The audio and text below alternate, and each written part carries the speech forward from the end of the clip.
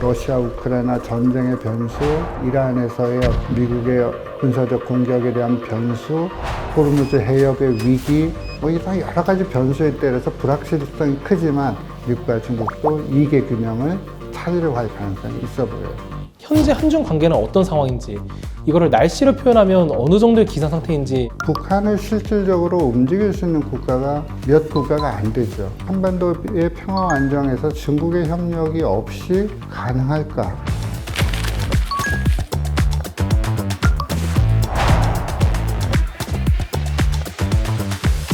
안녕하세요. 평화통일창 청년이 묻고 전문가가 답하다 두 번째 시간, 질문을 담당하게 된 청년 정승원입니다. 우리에게는 지리적으로 가까운 이웃이지만 왠지 모르게 멀게 느껴지는 나라가 하나 있습니다. 바로 중국입니다. 교수님 안녕하십니까? 네, 안녕하세요. 교수님께서는 이제 성균관대학교에서 지금 명예 교수로 계신데요. 저는 반대로 현재 대학에서 대학생으로 있습니다. 지금 정책학을 전공하고 있는데요. 아무래도 정책에 대해서 공부하다 보니까 국제 정세에 대해서도 좀 관심이 많은 편입니다. 제가 교수님께 대해서 조금 자료 조사를 해봤습니다. 교수님께서는 무려 40년 동안 중국 연구하셨습니다.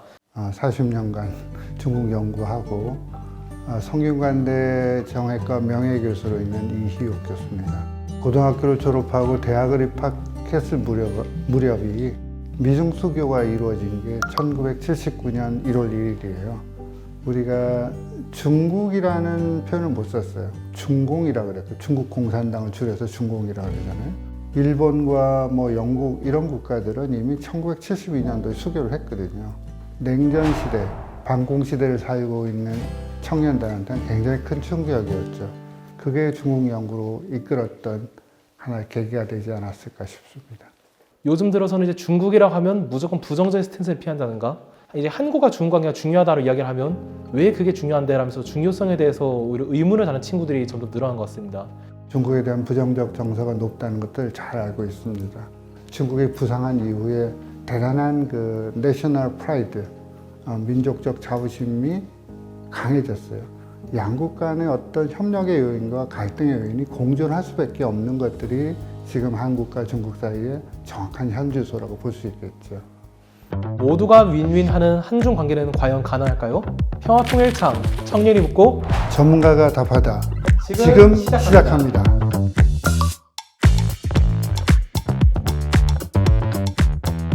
그럼 이제 오늘 이야기를 시작하기 앞서서 한중 관계가 어떻게 시작되었는가 그 역사를 알면 오늘 이야기가 좀 더 수월해질 것 같습니다.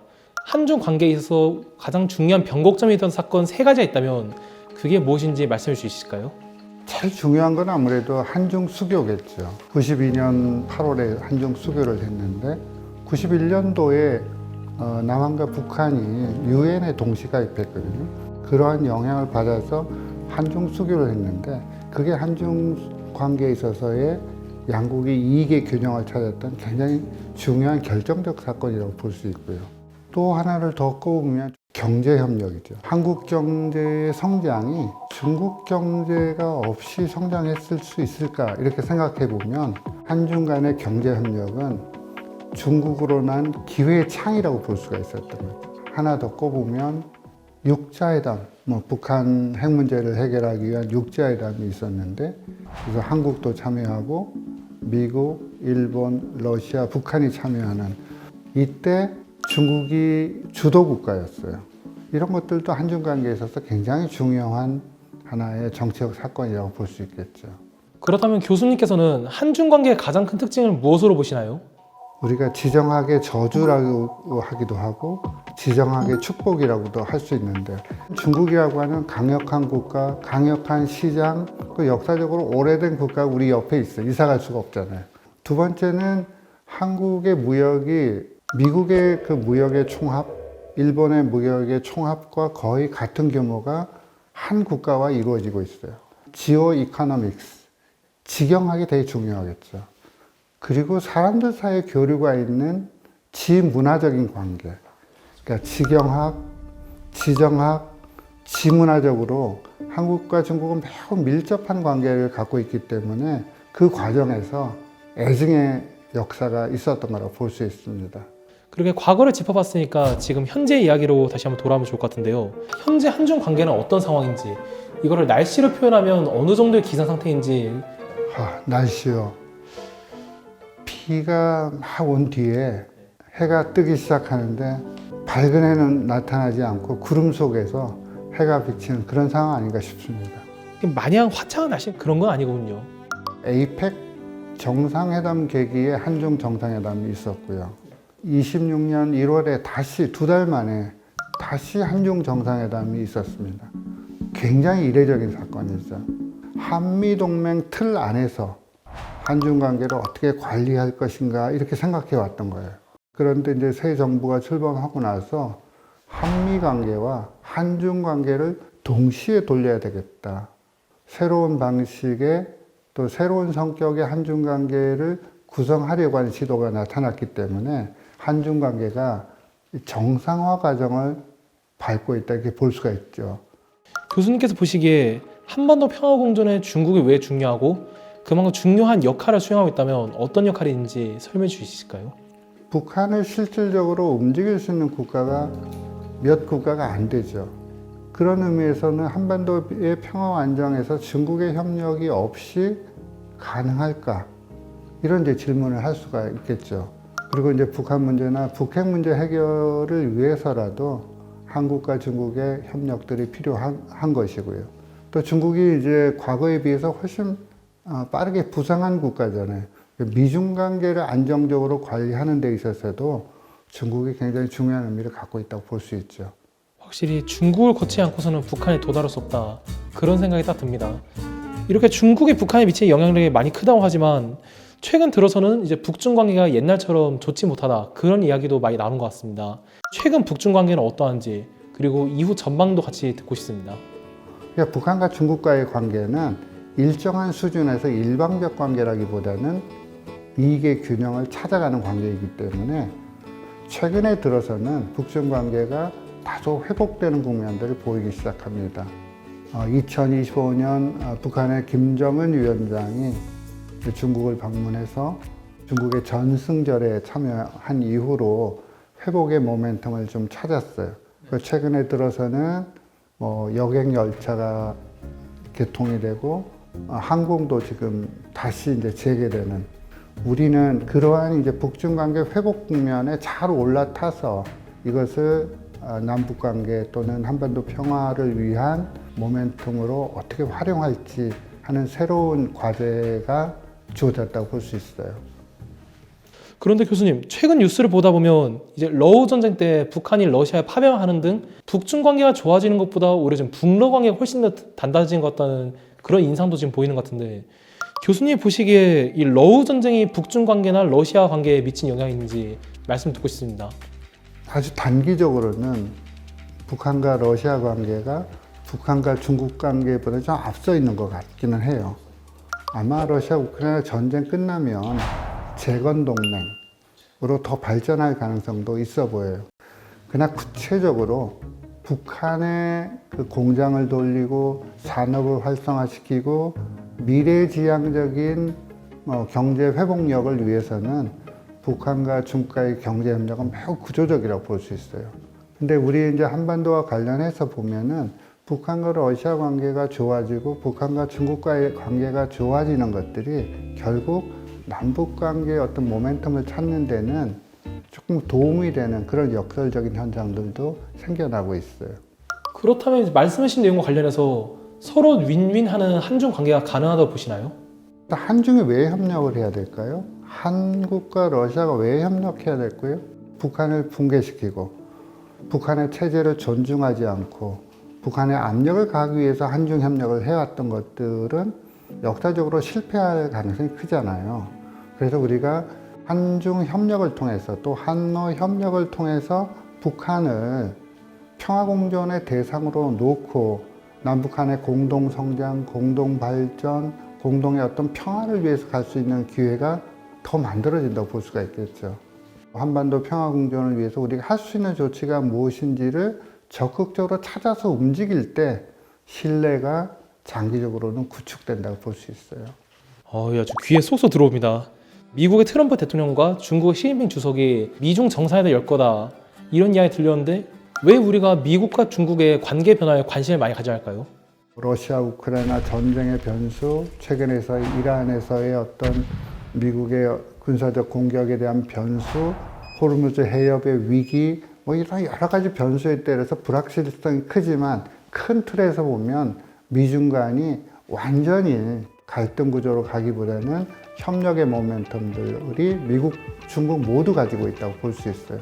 그래서 미중 정상회담이라고 하는 것은 근본적이고 구조적인 해결을 기대할 수는 없겠지만 일정한 수준의 대타협 또는 잠정적인 합의 이런 것들이 만들어질 가능성은 있다고 생각이 됩니다.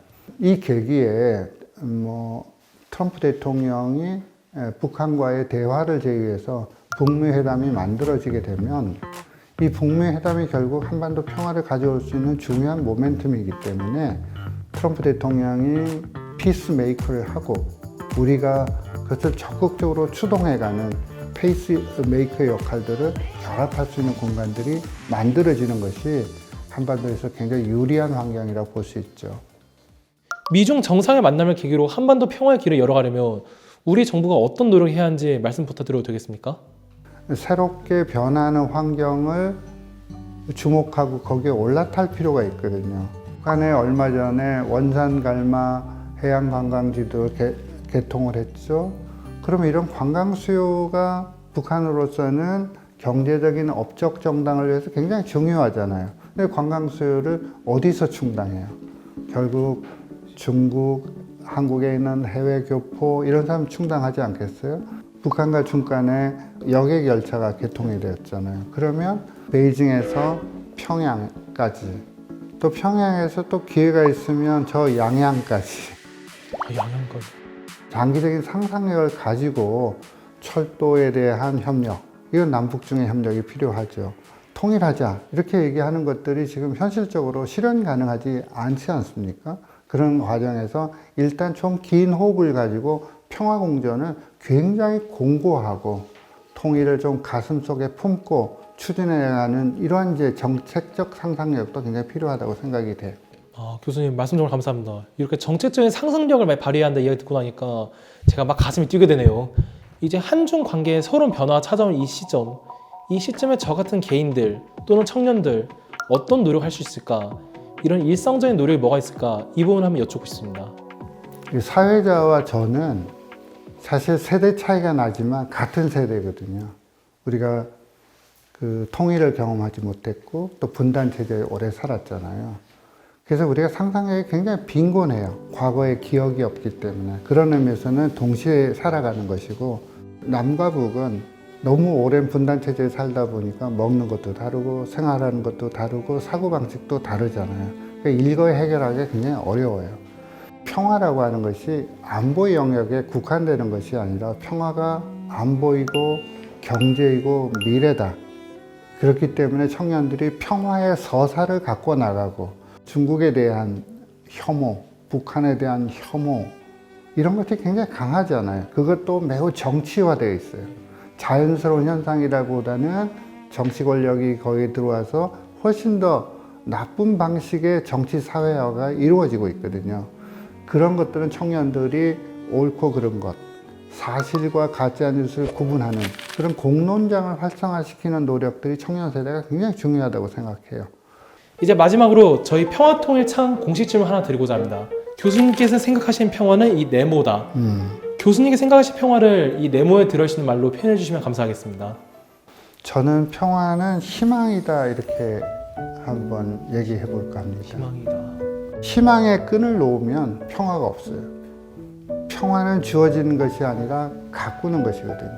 중국의 유명한 문호이자 사상가의 루신의 고향에 보면 희망이란 길과 같다 그랬어요. 원래 길이라고 하는 것은 있다고도 할 수 없고 없다고도 할 수 없다. 많은 사람들이 걸어가면 그게 곧 길이다. 그래서 우리가 앞으로 이 평화는 희망이라는 끈을 놓지 않고 많은 사람들이 평화의 서사를 만들어가면 궁극적으로는 좋은 대한민국, 좋은 한반도가 만들어지지 않을까 생각합니다. 이렇게 앞으로 함께 고민하고 협력해야 할 중요한 이유신 중국. 교수님 말씀대로 혐오의 정서를 넘어서 공론장 속에서 희망을 키워나는 그런 하나의 서사를 앞으로 잘 구축하시도록 하겠습니다. 평화통일창 청년이 묻고 전문가가 답하다. 이것으로 마치겠습니다. 감사합니다.